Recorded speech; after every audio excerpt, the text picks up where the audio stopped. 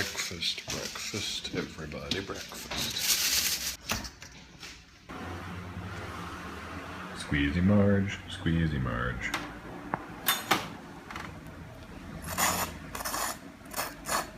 I love that the nozzle is rifled so it comes out looking all pretty. I mean, otherwise, what's the point? We're now in the Takayama Showa Museum, specifically the heyday of Japan's Showa era, the 50s and 60s, when... It was after the Second World War. Everything just started happening. Yeah, they got the refrigerator, the television, and the washing machine, which were the three Japanese miracle appliances that changed the pace of life, and people started moving to the cities, and people had more free time, and all of these crazy things were invented, and life got a lot better in Japan. And it's when you see the real clash of sort of old and new in Japan, and sort of adopting all the... I mean, it's pretty similar to like the sort of the 50s, 60s golden era United States kind of thing, right? Yeah. Like lots of I just think it's way more interesting in Japan. Well, it's different, right? Yeah.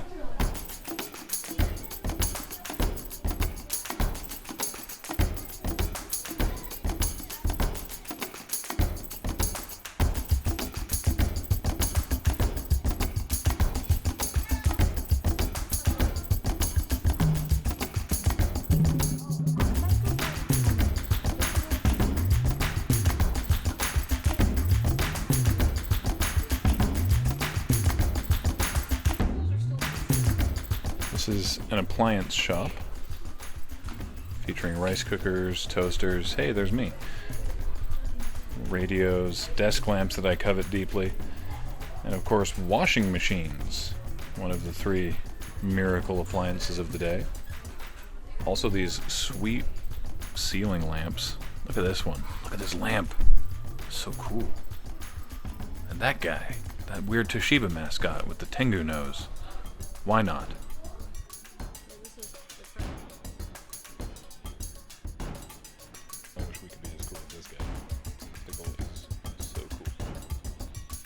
Now we're in the toy store, featuring Neon Bright, some quite disturbing Cupid dolls, bunch of Ultraman and Kamen Rider figures, and this guy who's he's just happy to be a robot. It's the camera shop. Look at all the cameras. There's basically any camera that they could find. Look at this one though. The Hitachi autofocus with its extending shotgun mic. That's really cool. I like that a lot. Some sort of proprietary Fujifilm Toei 8mm home theater, it says. So you could get Sumo, you get some Mazinger Z, or whoever this lady is. Meanwhile, in the barber shop,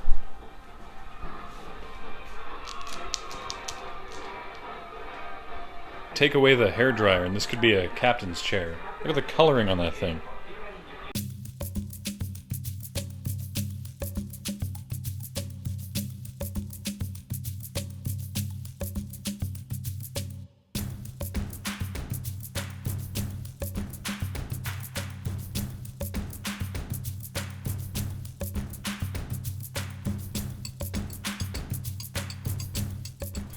I don't know if you'll be able to hear me over the enthusiastic xylophoning, but this is a device to project the constellations onto the ceiling of the classroom. And then you can flip the whole thing over and there's the other hemisphere on the bottom. Also, what constellation is this? Is this one that they have and we don't? Star's not my jam. If you are touristing in Japan, perhaps have some shoes that you can easily slip on and off, or at least ones that, like me, you don't have to sit down and untie and retie every single time, because you have to take your shoes off a lot to go into museums or the ryukens where you're staying or whatever, which is fine, except for, in my case, the slippers that they provide do not fit. I wear a size 14 North American sizing, and so it ends up being a little comical.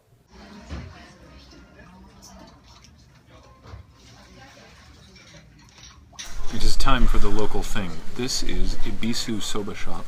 It has been here since 1858, and they've been making handmade soba noodles here since then, and they still do, because apparently the Hida mountain region produces really good buckwheat for the soba. So Kathleen and I are both going to have some cold soba noodles with tempura, and I'm looking forward to it. And we've been given this amazing seat, and I'm really excited.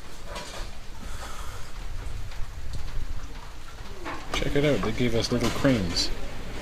We got little origami cranes. Also, we got a manga explaining how to eat soba properly, which is actually kind of handy. We can't be the only white people who come in here, right? Don't look now, but there's a giant friggin' bird behind you. I looked. Well, this is pretty awesome.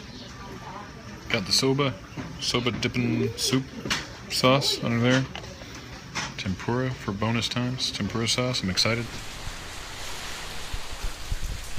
So that pagoda is unique to the Hida region. It has been designated an important cultural property. It was originally built in the 17th century, but was then had to be rebuilt in 1821. And in a unique twist, it did not burn down. Like every other thing that has been rebuilt that we've seen on this trip, it blew over in the wind. It's the only time I've read that on interpretive signage. Seriously, every place that we've been to where the buildings are not original, they were rebuilt because they burned down, typically in a war. To hear that this just blew over, it's almost quaint. It's really entertaining to me, actually. Because every single one of them is like, well, this burned down and then was rebuilt and then burned down again, but this one's been here for only 400 years. Hey, Kathleen. Hey, Graham, how's it going? Good. What have we been doing today? Nothing. Been walking around. Well, we saw the really cool Showa museum. Yeah. We saw a less cool, but still interesting museum with Meiji-era secret passages and traps. That was fun. That was fun. And we walked around. Oh, and then we looked at a 1,200-year-old ginkgo tree. That tree was huge. Yeah, it was really big. And then we walked around a bit and saw a huge torii gate, which is just there to be huge, as far as I could tell. It's of no cultural significance whatsoever. It's just enormous. Yeah. And that's about it. And we sat down on this bench. A good bench, I like it. This truck went by. It's not raining today, much. As much. It's still raining. It rained a bit. Still had to have the umbrellas. Yeah, no, I would not have wanted to not have them. We'll probably need them again looking at But the it's sky. been nice to just take it easy. Chill. Yeah. Yeah. We walked a lot yesterday. Yeah. What was your steps at the end of the day? Like 16,000. Woof. Most of that was to and around and back from the Hida folk village. So, yeah. We're just taking a seat, and we're going to walk back to, I guess, to the ryokan. Do some laundry. Ooh, laundry. I'm actually kind of excited about laundry. We checked that this ryokan had laundry, so we knew that we were here for 14 days, but we only had to pack 7 days worth of stuff, 7 or 8 days, because we knew that this ryokan would have laundry, so we could wash all of our stuff before the end of the trip. That's planning ahead, kids. Packing light. Most of my t-shirts do smell a bit now. So now it's dinner time, and we're going to try and decipher these instructions to microwave some spaghetti from Family Mart. How do you feel about this?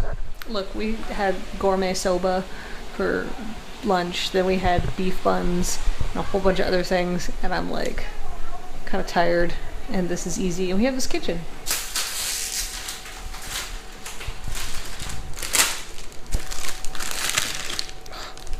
It comes in a package. What is this? Do not microwave.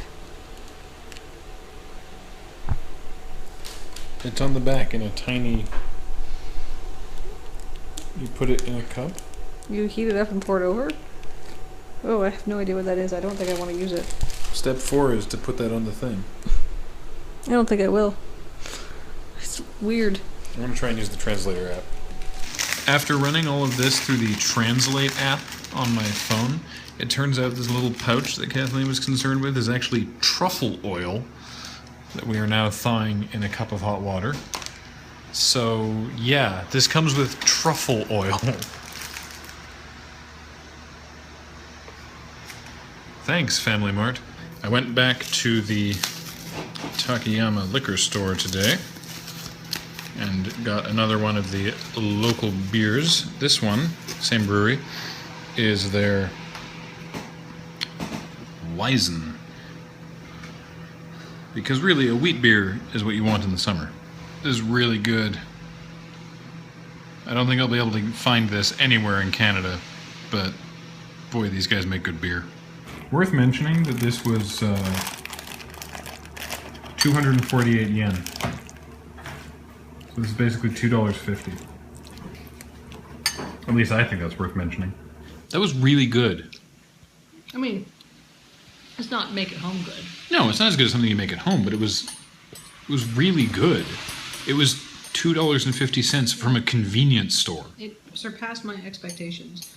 But convenience store food should be held to a high standard in Japan because it's actually pretty tasty. It is. It's way better than what, if you're buying something out of like a 7-Eleven back home, it's not going to be nearly this good. You better be drunk because it's going to be bad.